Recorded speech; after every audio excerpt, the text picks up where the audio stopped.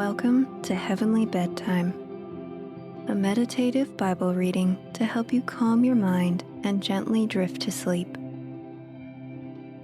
If you enjoy Heavenly Bedtime and would like to help support the show and receive a shout out, there's a couple different ways you can do that. You can become a member or make a one-time donation on my Buy Me a Coffee page. You can also make a donation through PayPal, and you can find links to both PayPal and Buy Me a Coffee in the show notes. Your support will go toward things like the podcast hosting platform I use, creating music, and equipment upgrades to help keep Heavenly Bedtime going and keep on improving. Thank you so much for your support. It really means so much to me. It also helps me a lot to simply leave a rating and review and share the show with someone you think would enjoy listening. You can also find me on Instagram at heavenly_podcast. Don't forget to follow or subscribe to Heavenly Bedtime on your favorite platforms so you don't miss any upcoming episodes. Today, I will be reading Leviticus 24 to 27. But before we get into the word, take a couple nice, deep breaths and think about your day. What can you be thankful for today? Let's take a moment to be thankful and ask God to bless this bedtime.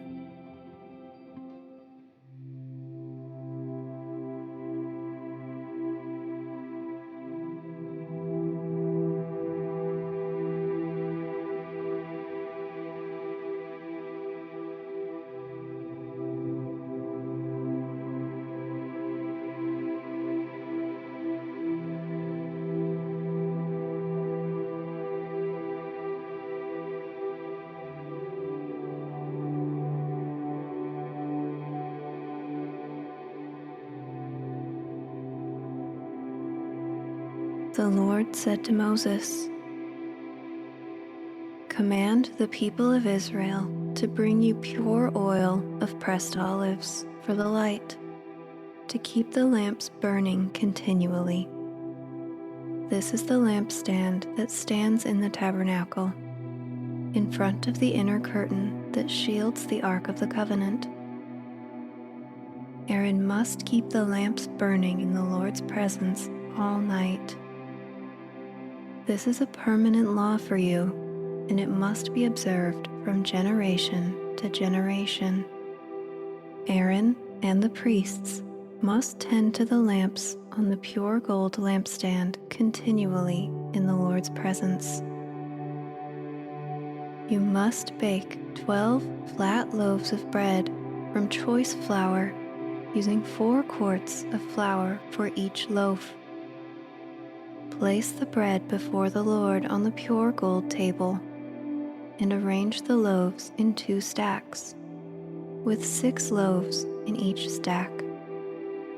Put some pure frankincense near each stack to serve as a representative offering, a special gift presented to the Lord. Every Sabbath day, this bread must be laid out before the Lord as a gift from the Israelites. It is an ongoing expression of the eternal covenant. The loaves of bread will belong to Aaron and his descendants, who must eat them in a sacred place, for they are most holy. It is a permanent right of the priests to claim this portion of the special gifts presented to the Lord. One day, a man who had an Israelite mother and an Egyptian father came out of his tent and got into a fight with one of the Israelite men. During the fight, this son of an Israelite woman blasphemed the name of the Lord with a curse. So the man was brought to Moses for judgment. His mother was Shelomith, the daughter of Debri of the tribe of Dan. They kept the man in custody until the Lord's will in the matter should become clear to them. Then the Lord said to Moses, "Take the blasphemer outside the camp and tell all those who heard the curse to lay their hands on his head. Then let the entire community stone him. Say to the people of Israel, 'Those who curse their God will be punished for their sin. Anyone who blasphemes the name of the Lord must be stoned by the whole community of Israel. Any native-born Israelite or foreigner among you who blasphemes the name of the Lord must be put to death. Anyone who takes another person's life must be put to death. Anyone who kills another person's animal must pay for it in full. A live animal for the animal that was killed. Anyone who injures another person must be dealt with according to the injury inflicted. A fracture for a fracture, an eye for an eye, a tooth for a tooth. Whatever anyone does to injure another person must be paid back in kind. Whoever kills an animal must pay for it in full, but whoever kills another person must be put to death. This same standard applies to both native-born Israelites and to the foreigners living among you. I am the Lord your God." After Moses gave all these instructions to the Israelites, they took the blasphemer outside the camp and stoned him. The Israelites did just as the Lord had commanded Moses.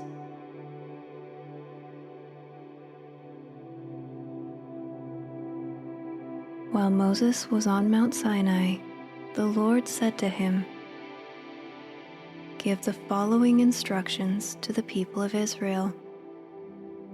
When you have entered the land I am giving you, the land itself must observe a Sabbath rest before the Lord every 7th year. For 6 years you may plant your fields and prune your vineyards and harvest your crops.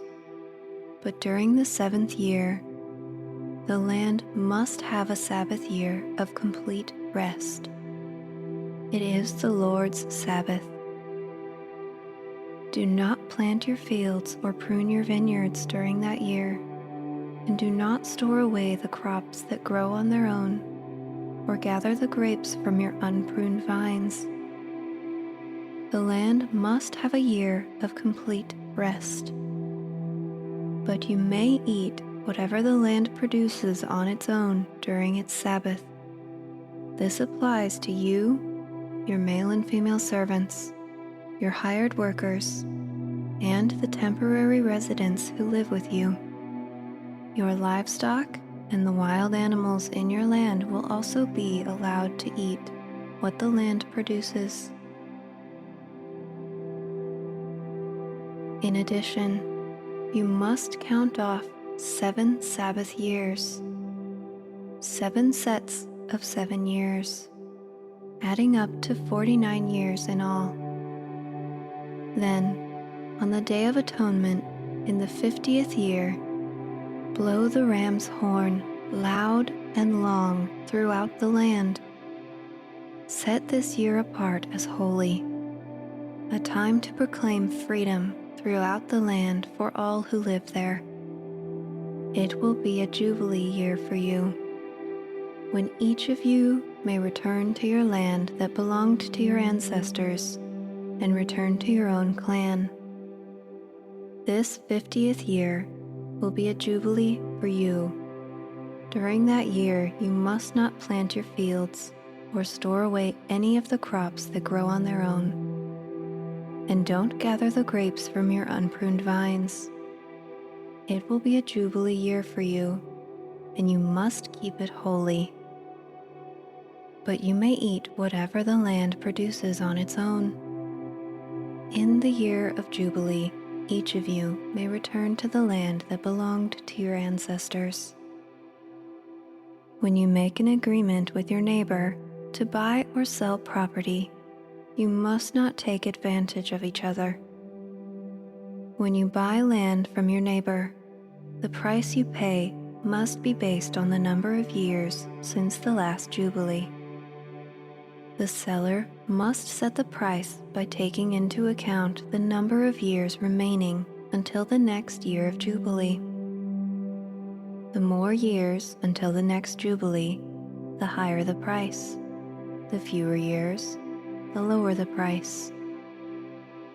After all, the person selling the land is actually selling you a certain number of harvests. Show your fear of God by not taking advantage of each other. I am the Lord your God. If you want to live securely in the land, follow my decrees and obey my regulations. Then the land will yield large crops, and you will eat your fill and live securely in it. But you might ask, what will we eat during the 7th year, since we are not allowed to plant or harvest crops that year? Be assured that I will send my blessing for you in the 6th year, so the land will produce a crop large enough for 3 years. When you plant your fields in the 8th year, you will still be eating from the large crop of the 6th year. In fact, you will still be eating from that large crop when the new crop is harvested in the 9th year. The land must never be sold on a permanent basis, for the land belongs to me. You are only foreigners and tenant farmers working for me. With every purchase of land, you must grant the seller the right to buy it back. If one of your fellow Israelites falls into poverty and is forced to sell some family land, then a close relative should buy it back for him. If there is no close relative to buy the land, but the person who sold it gets enough money to buy it back, he then has the right to redeem it from the one who bought it. The price of the land will be discounted according to the number of years until the next year of Jubilee.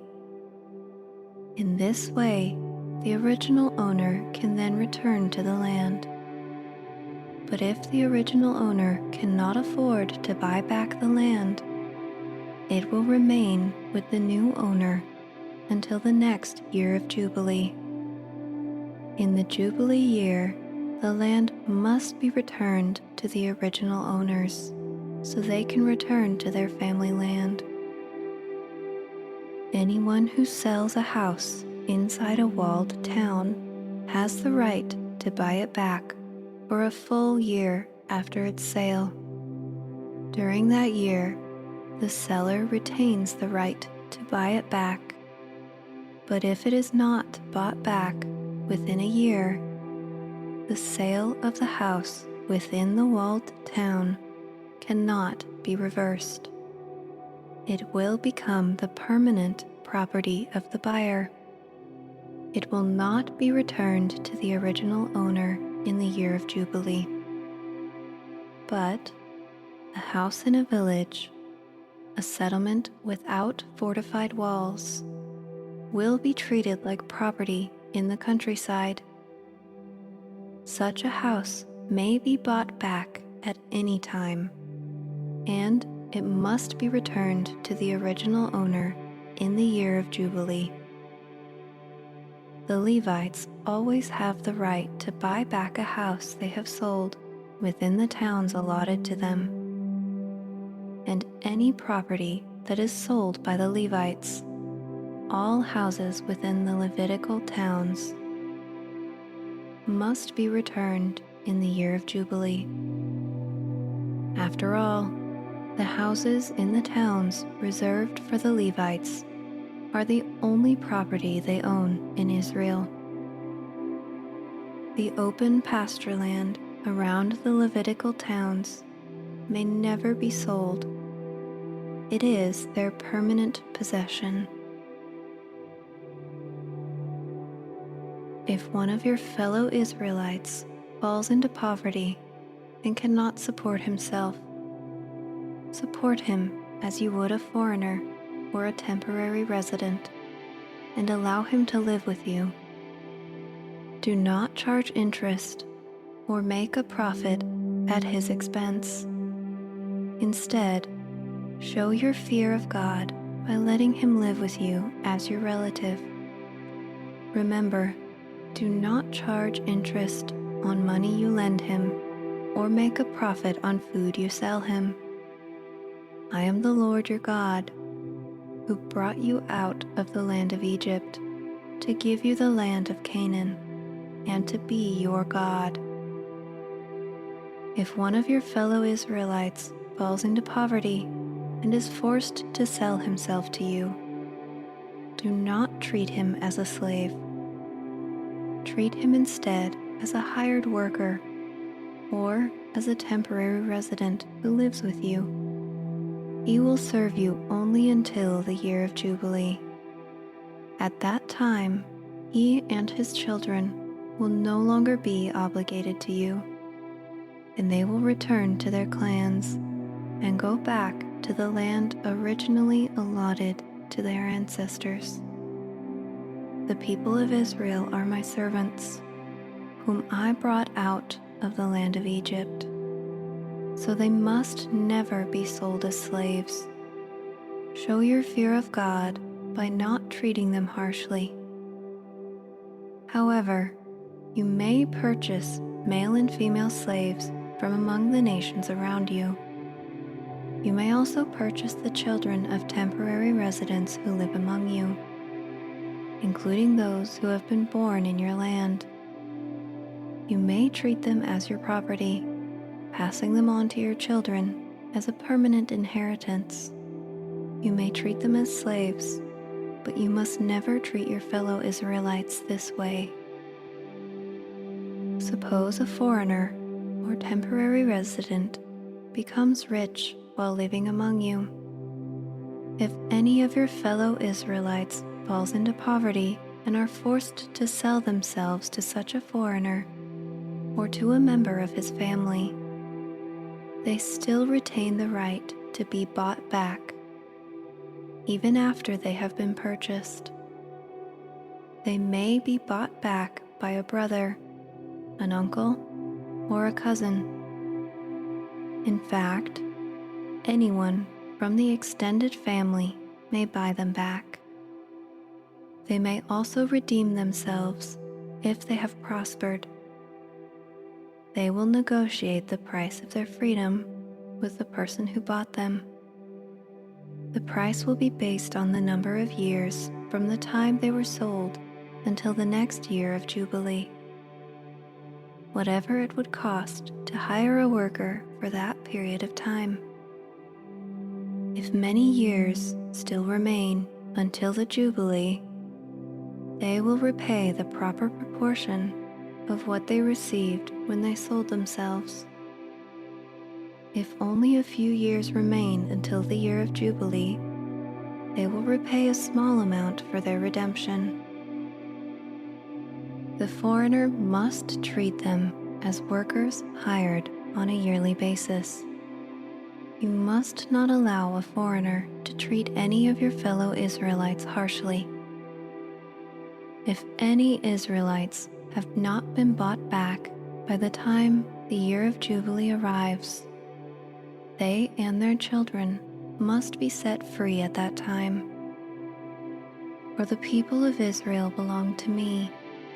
They are my servants, whom I brought out of the land of Egypt. I am the Lord, your God.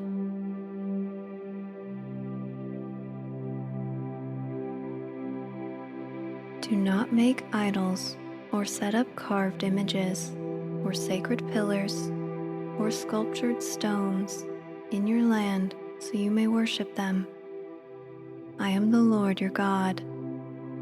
You must keep my Sabbath days of rest and show reverence for my sanctuary.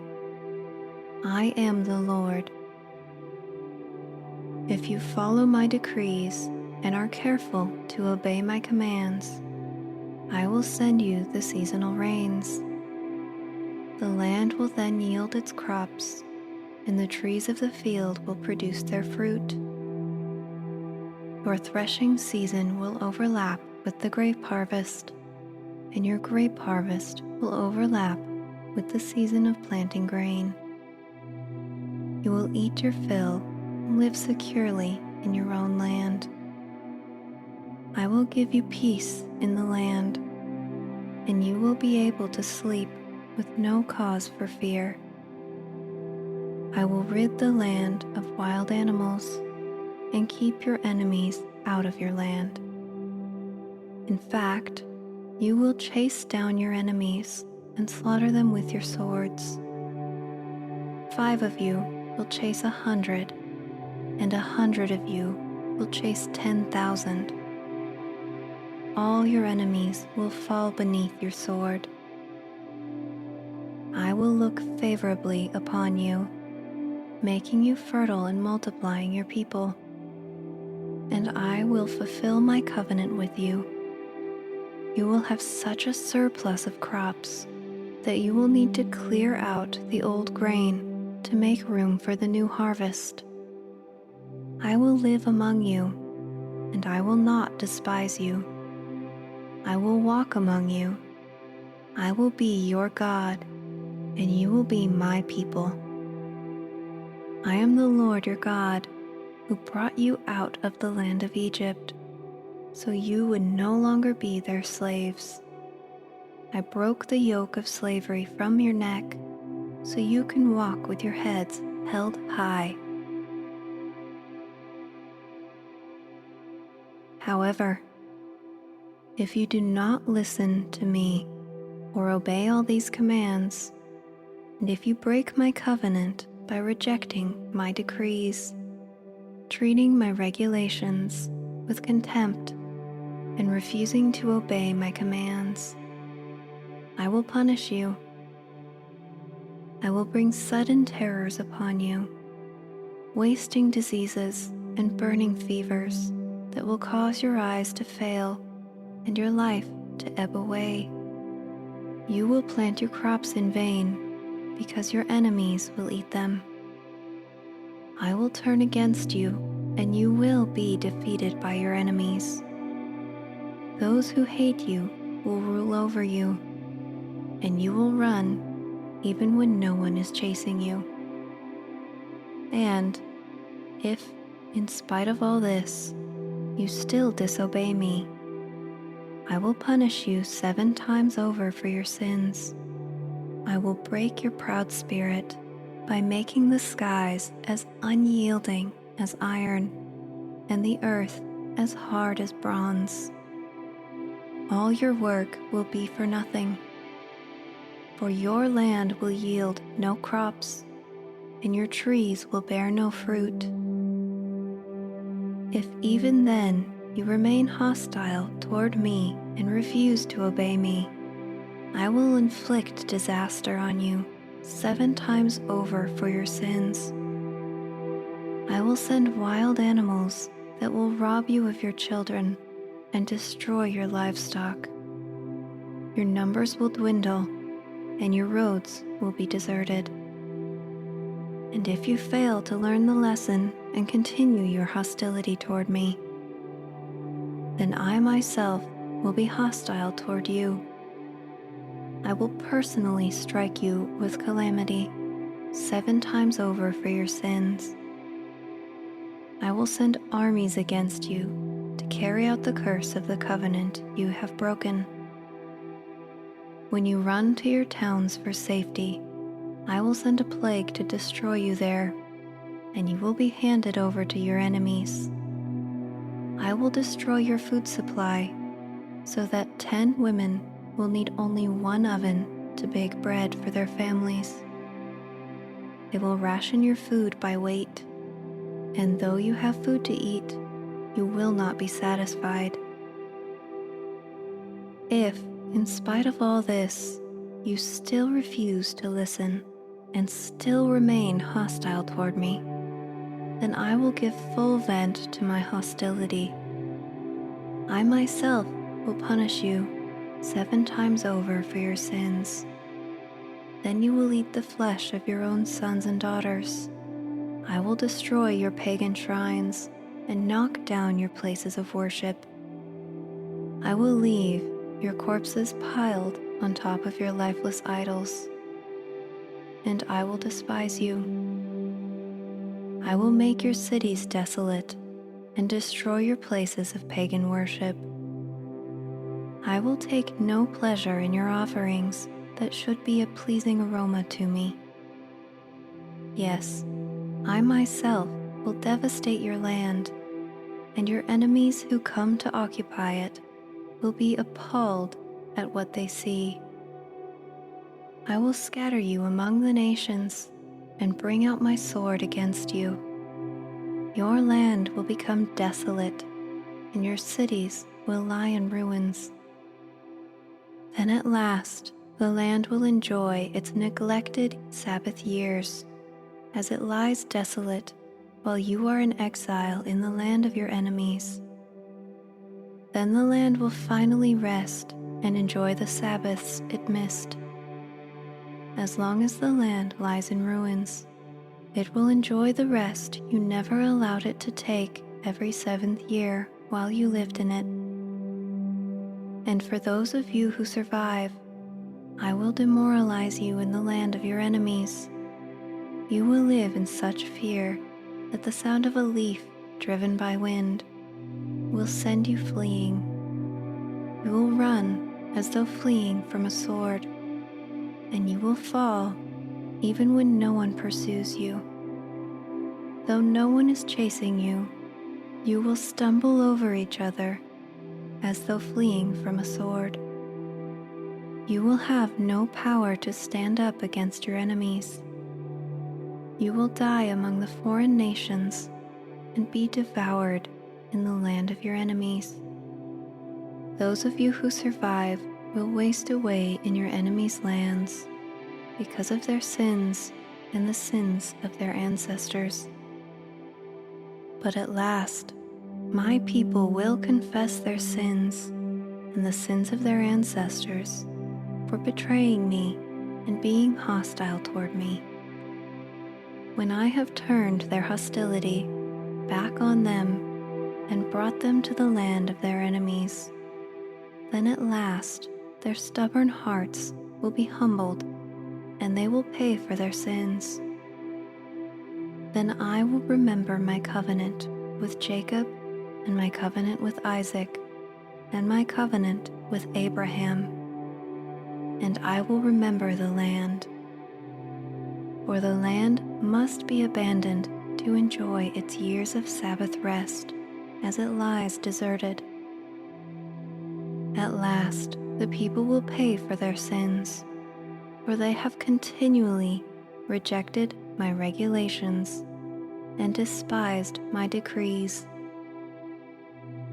But despite all this, I will not utterly reject or despise them while they are in exile in the land of their enemies. I will not cancel my covenant with them by wiping them out. For I am the Lord, their God. For their sakes, I will remember my ancient covenant with their ancestors, whom I brought out of the land of Egypt in the sight of all the nations, that I might be their God. I am the Lord. These are the decrees, regulations, and instructions that the Lord gave through Moses on Mount Sinai as evidence of the relationship between himself and the Israelites.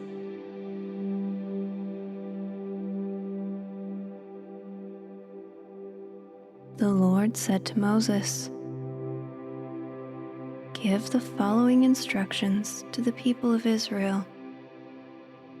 If anyone makes a special vow to dedicate someone to the Lord by paying the value of that person, here is the scale of values to be used. A man between the ages of 20 and 60 is valued at 50 shekels of silver, as measured by the sanctuary shekel.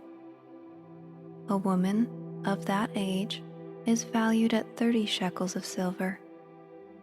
A boy between the ages of 5 and 20 is valued at 20 shekels of silver. A girl of that age is valued at 10 shekels of silver. A boy between the ages of 1 month and 5 years is valued at 5 shekels of silver. A girl of that age is valued at 3 shekels of silver. A man older than 60 is valued at 15 shekels of silver. A woman of that age is valued at 10 shekels of silver. If you desire to make such a vow, but cannot afford to pay the required amount, take the person to the priest. He will determine the amount for you to pay based on what you can afford. If your vow involves giving an animal that is acceptable as an offering to the Lord, any gift to the Lord will be considered holy. You may not exchange or substitute it for another animal. Neither a good animal for a bad one, nor a bad animal for a good one. But if you do exchange one animal for another, then both the original animal and its substitute will be considered holy. If your vow involves an unclean animal, one that is not acceptable as an offering to the Lord, then you must bring the animal to the priest. He will assess its value, and his assessment will be final, whether high or low. If you want to buy back the animal, you must pay the value set by the priest, plus 20%. If someone dedicates a house to the Lord, the priest will come to assess its value. The priest's assessment will be final, whether high or low. If the person who dedicated the house wants to buy it back, he must pay the value set by the priest, plus 20%. Then the house will again be his. If someone dedicates to the Lord a piece of his family property, according to the amount of seed required to plant it, 50 shekels of silver for a field planted with 5 bushels of barley seed.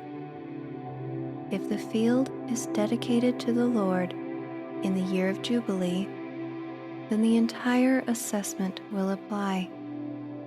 But if the field is dedicated after the year of Jubilee, the priest will assess the land's value in proportion to the number of years left until the next year of Jubilee. Its assessed value is reduced each year. If the person who dedicated the field wants to buy it back, he must pay the value set by the priest, plus 20%. Then the field will again be legally his. If he does not want to buy it back, and it is sold to someone else, the field can no longer be bought back. When the field is released in the year of Jubilee, it will be holy, a field specially set apart for the Lord. It will become the property of the priests. If someone dedicates to the Lord a field he has purchased, but which is not part of his family property, the priest will assess its value based on the number of years left until the next year of Jubilee. On that day, he must give the assessed value of the land as a sacred donation to the Lord. In the year of Jubilee, the field must be returned to the person from whom he purchased it, the one who inherited it as family property. All the payments must be measured by the weight of the sanctuary shekel, which equals 20 gerahs. You may not dedicate a firstborn animal to the Lord, or the firstborn of your cattle, sheep, and goats already belong to Him. However, you may buy back the firstborn of a ceremonially unclean animal by paying the priest's assessment of its worth, plus 20%. If you do not buy it back, the priest will sell it at its assessed value. However, anything specially set apart for the Lord, whether a person, an animal, or family property, must never be sold or bought back. Anything devoted in this way has been set apart as holy, and it belongs to the Lord. No person specially set apart for destruction may be bought back. Such a person must be put to death. 1/10 of the produce of the land, whether grain from the fields or fruit from the trees, belongs to the Lord and must be set apart to Him as holy.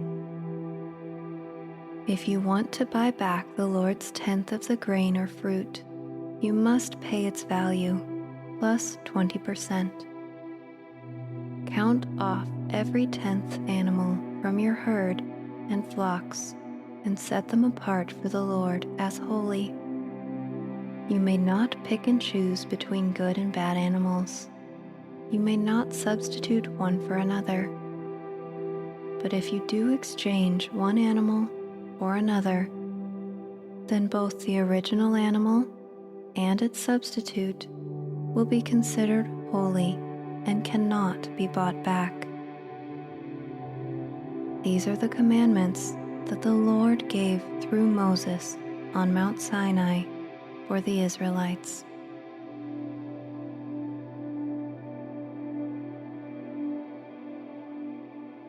Thank you for listening. I hope you have blessed dreams.